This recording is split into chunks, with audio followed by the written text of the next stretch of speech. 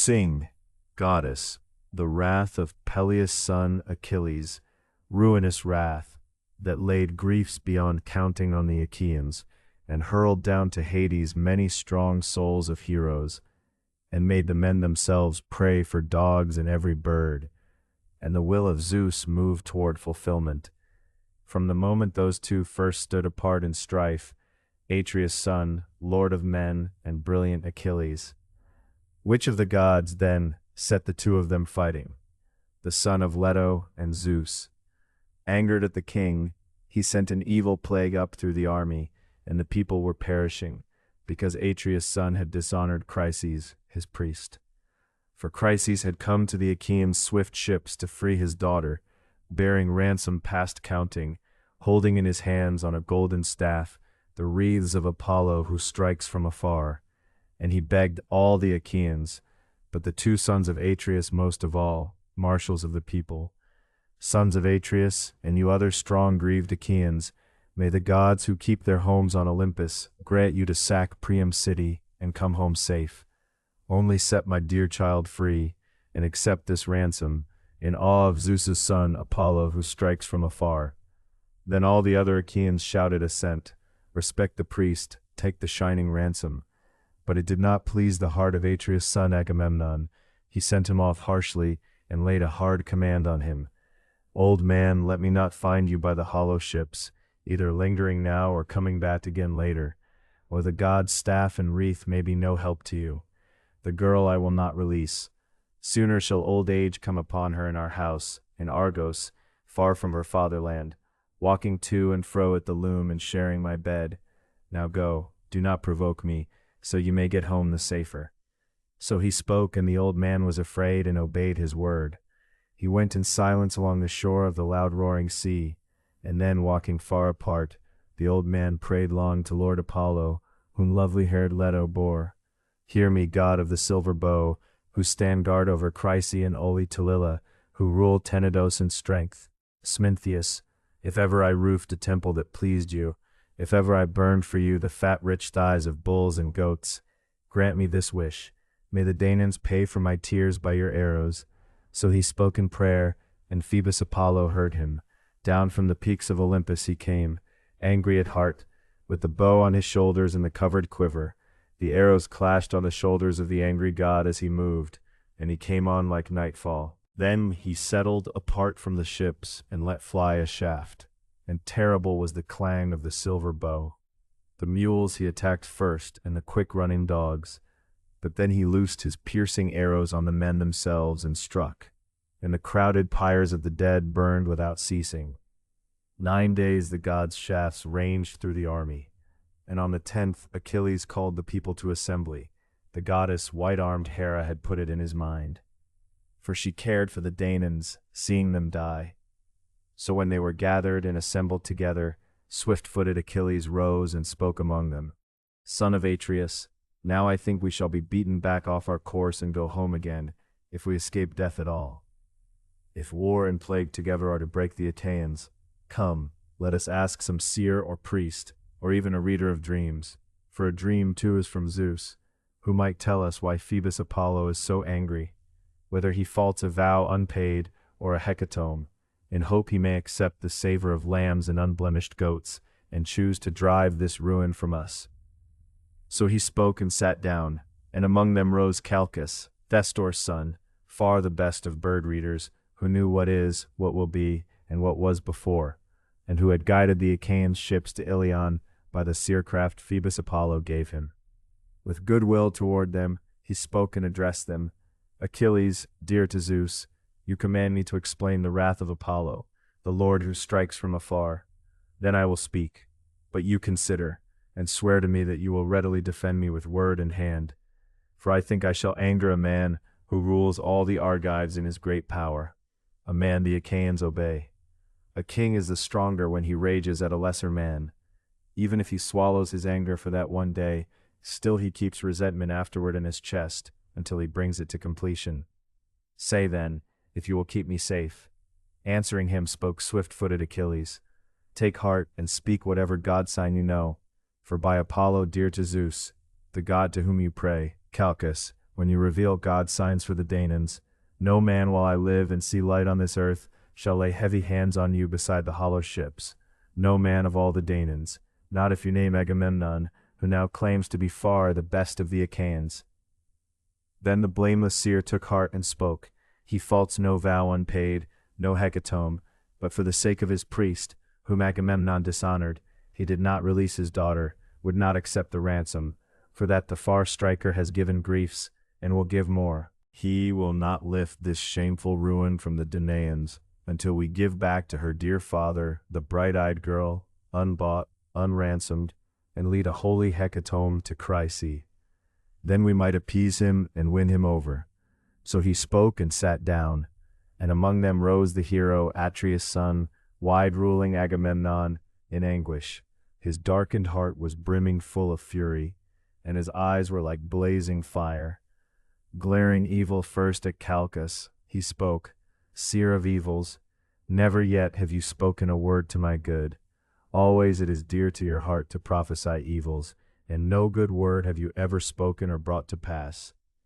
And now you stand prophesying before the Danaans that this is why the far striker makes their griefs, because I would not take the shining ransom for the girl Chryses, since I greatly wish to keep her at home. Indeed, I prefer her to Clytemnestra, my wedded wife, since she is not her inferior in build or bearing, in mind or in any work of her hands. Even so, I am willing to give her back if that is better. I want the people safe, not perishing, but make ready a prize for me at once, so that I alone of the Argives not go unprized. That would not be fitting, for you all see it. My prize goes elsewhere. Then swift-footed, brilliant Achilles answered him, Most glorious son of Atreus, greediest of all men, how shall the great-hearted Achaeans give you a prize? We know of no common store laid up anywhere. What we took when we sacked the cities has been shared out, and it is wrong to make the people gather it back again. No, give the girl up now, to the god, and we Achaeans will pay you back 3 and 4 times over, if ever Zeus grants us to sack the well-walled city of Troy. Answering him spoke the Lord Agamemnon, Do not, brave as you are, godlike Achilles, try to cheat me with cleverness. You will not slip past me or persuade me. Is this your wish, that you keep your own prize while I sit here without one, just because you tell me to give her back? If the great-hearted Achaeans will give me a prize, suiting it to my heart, so it be worth as much, well and good. But if they will not give it, then I myself will come and take your prize, or Ajax's or Odysseus's, seize it and carry it off. And the man I visit will be angry. But all that we can think through later. For now, come, let us drag a black ship down to the bright sea, gather rowers enough, set a hecatomb aboard, and put fair-cheeked Chryses herself on deck. And one man of counsel shall be commander, Ajax or Idomeneus or brilliant Odysseus, or you, son of Peleus, most terrifying of all men, to make sacrifice and appease for us the worker from afar. Glaring at him darkly, swift-footed Achilles spoke, You, wrapped in shamelessness, mind set on profit, how shall any Achaean gladly obey your orders, to go on a mission or to fight men in strength? It was not for the sake of Trojan spearmen that I came to fight here. They have done nothing to me. They never drove off my cattle or my horses. Never in deep-soiled Phthia, feeder of men, did they ruin my harvest, since much lies between us, shadowing mountains and the echoing sea. No, you, colossal in shamelessness, you we followed, to please you, winning honor for Menelaus and for you, Dogface, from the Trojans. None of that do you look at or care for, and now you threaten to take my prize from me yourself, the prize I labored hard for, which the sons of the Achaeans gave me. I never have a prize equal to yours. Whenever the Achaeans sack some well-settled Trojan town, my hands carry the greater part of furious war, yet when the division comes, your prize is far the larger, and I go back to my ships with something small and dear. When I have worn myself out fighting, now I am going to Phthia. It is far better to go home with my beaked ships. I do not intend, dishonored here, to go on piling up wealth and riches for you. Then answered him the lord of men Agamemnon, Run then, if your heart is set on it. I am not begging you to stay for my sake. Beside me are others who will honor me, above all Zeus the counselor. Of all the kings whom Zeus sustains, you are the most hateful to me. Strife is always dear to you, and wars and battles. If you are very strong, Some god gave you that. Go home with your ships and your companions. Be king over your myrmidons. I take no account of you. Your rage does not move me. But here is my threat. Since Phoebus Apollo takes Chrysis from me, her I will send off with my ship and my companions, but I will come myself to your hut and take fair-cheeked Briseis, your own prize, so you may learn well how much greater I am than you, and the next man too may shrink from calling himself my equal and matching himself against me. So he spoke, and grief came over Peleus' son. The heart in his shaggy chest was split two ways, whether to draw the sharp sword from beside his thigh, scatter the men between and kill the son of Atreus, or to check his anger and rein in his spirit. While he was turning this over in mind and heart, and drawing the great sword from its sheath, Athena came from the sky. White-armed Hera had sent her, loving both men alike in her heart, and caring for both. She stood behind him, and caught Peleus' son by his tawny hair, showing herself to him alone. Of the others no one saw her. Achilles was startled. He turned, and at once he knew Pallas Athena, the eyes shining terribly, and speaking winged words he addressed her.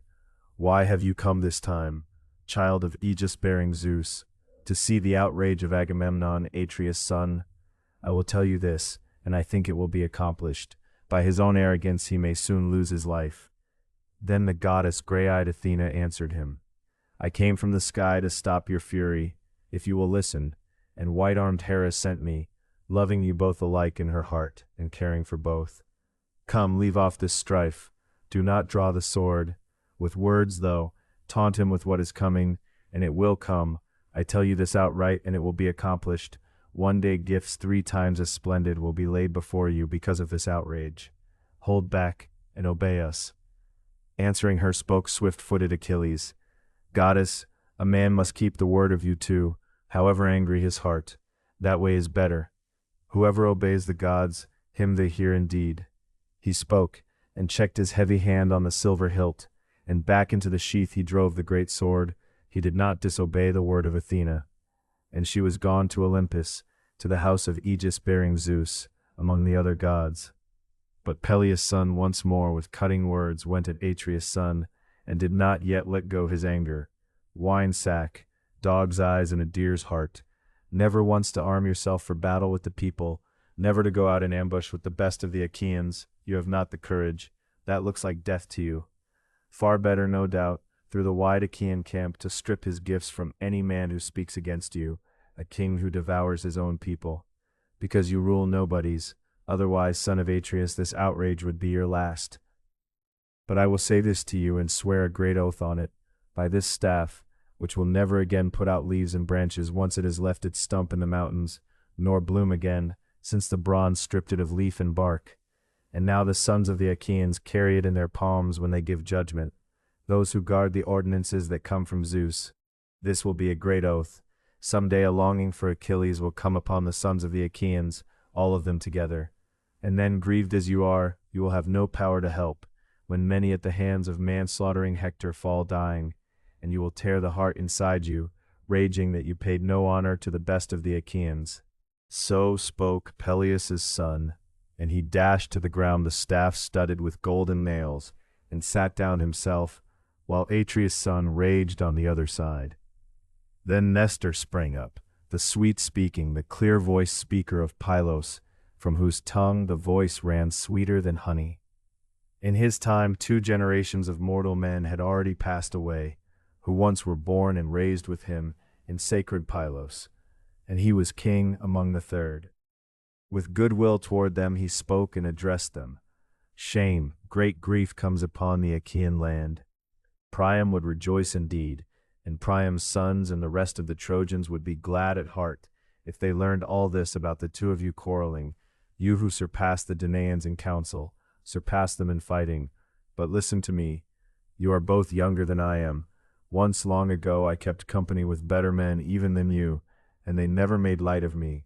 Such men I have not seen since, nor shall I see. Perithous, and Dryas, shepherd of the people, Canis, Exadius, godlike Polyphemus, and Theseus, Aegeus' son, image of the immortals. Strongest they grew of all men reared on earth, strongest they were, and with the strongest they fought. the beasts that lair in the mountains, and destroyed them terribly. With these men I kept company, come from Pylos, far away, from a distant land, for they themselves called me, and I fought as my own man, by myself. Against them no one of mortals now upon the earth could fight.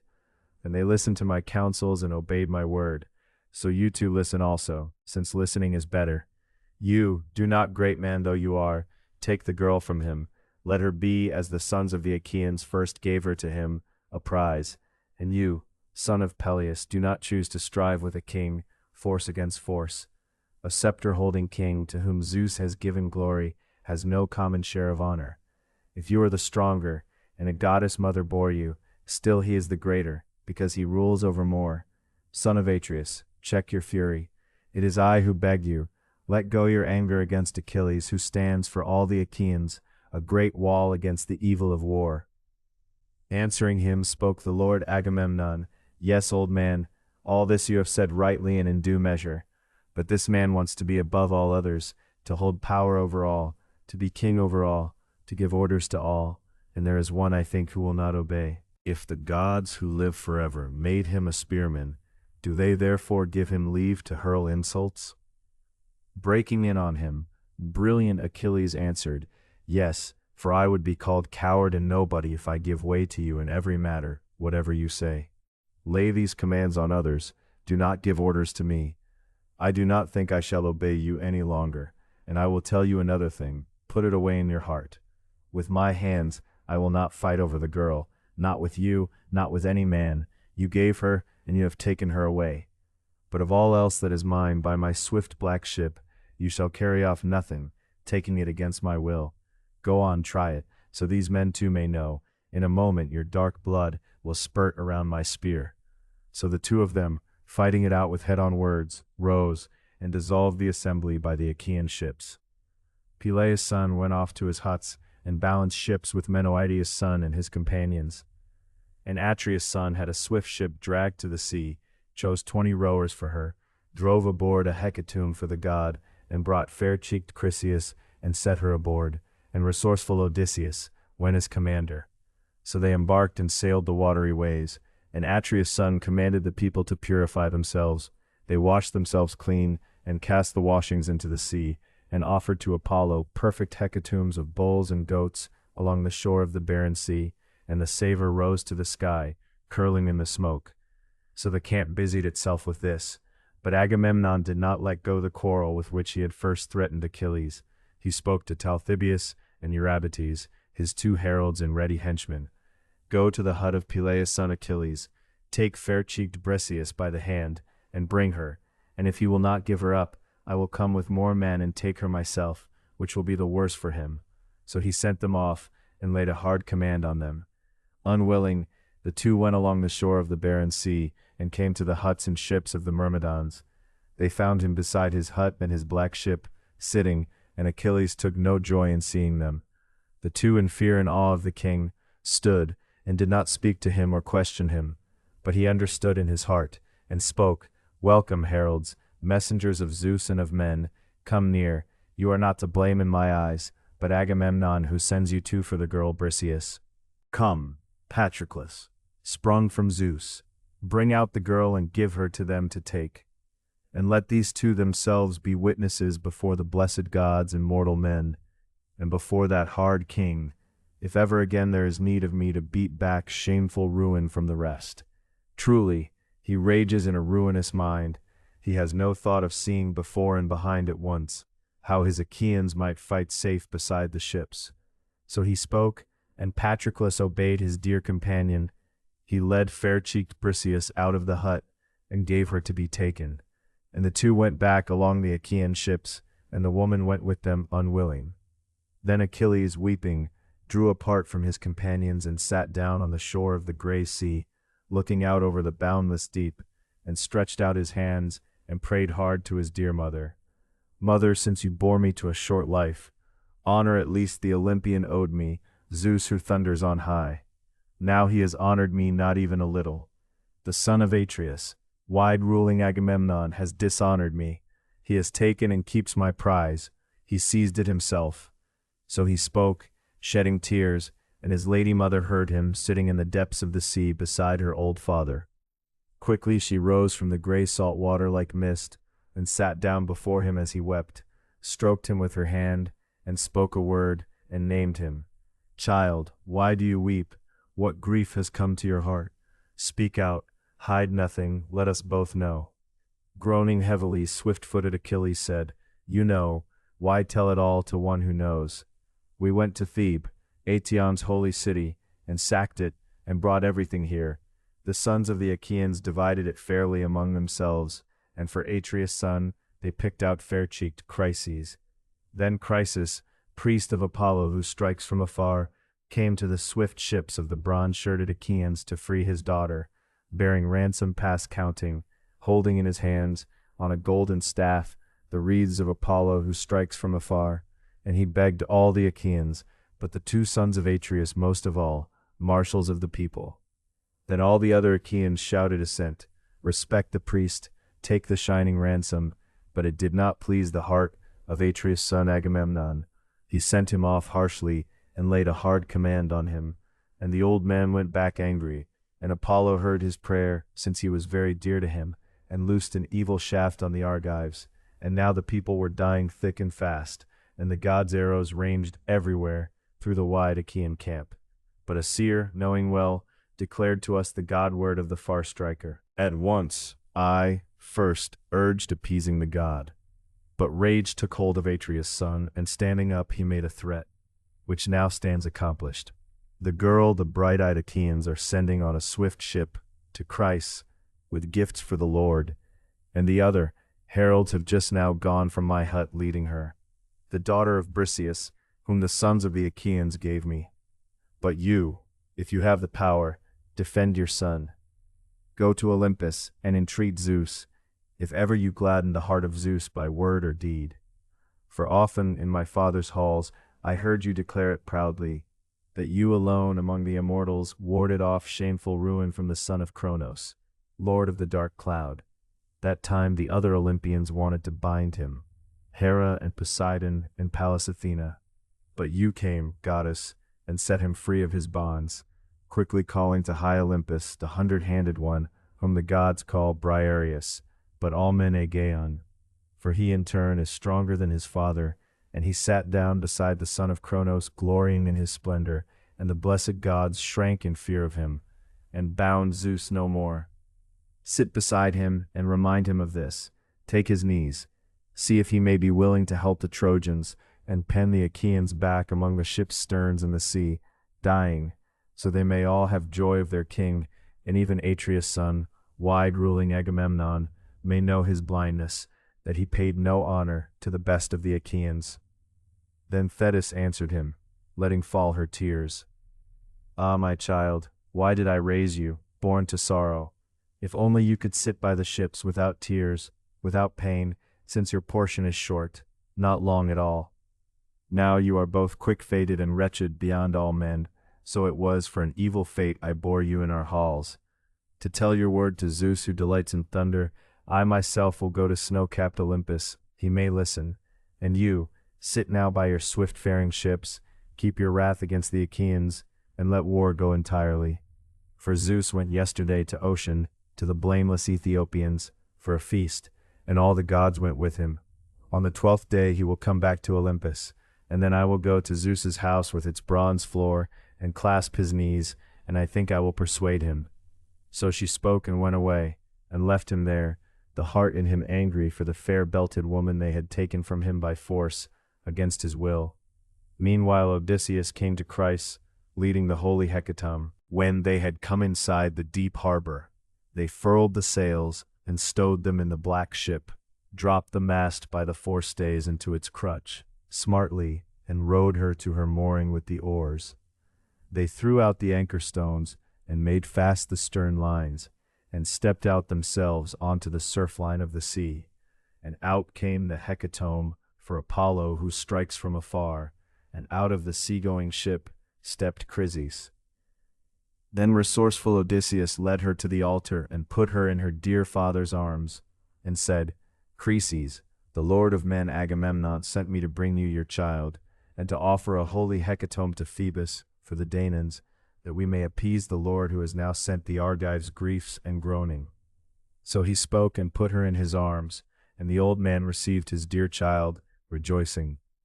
Then quickly they set up the holy hecatomb for the god, in order around the well-built altar, washed their hands, and took up the barley grains. And Chryses lifted his hands and prayed aloud for them. Hear me, God of the silver bow, who stand guard over Chryse and holy Scylla, who rule Tenedos in strength. Once before you heard me when I prayed. You honored me and struck the Achaean army hard. So now again fulfill this wish of mine. Now beat the shameful ruin back from the Danaans. So he spoke in prayer, and Phoebus Apollo heard him. And when they had prayed and thrown the barley grains, they first drew back the victims' heads, cut their throats and flayed them, carved out the thigh pieces and wrapped them in fat, making a double fold, and laid raw flesh upon them. The old man burned them on split wood, and over them poured gleaming wine. Beside him young men held 5-pronged forks. When the thighs were burned and they had tasted the inner parts, they cut up the rest and threaded it on spits, roasted it with care, and drew it all off. Then when they had finished the work and made the meal ready, they feasted, and no heart lacked a fair share of the feast. And when they had put away desire for eating and drinking, the young men filled the mixing bowls brim high with drink, and served all, pouring first drops in each cup for the god. So all day long they sought the god's grace with song, the young men of the Achaeans singing the beautiful paean, hymning the worker from afar. And he listened, and his heart was glad. And when the sun went down, and darkness came on, they lay down to sleep by the ship's stern cables. And when early-born, rosy-fingered dawn appeared, then they put to sea for the wide Achaean camp, and Apollo, the worker from afar, sent them a following wind. They stepped the mast and spread the white sails, and the wind filled the belly of the sail. And around the cutwater the surging waves sang loud as the ship went on. And she ran down the waves, making her way.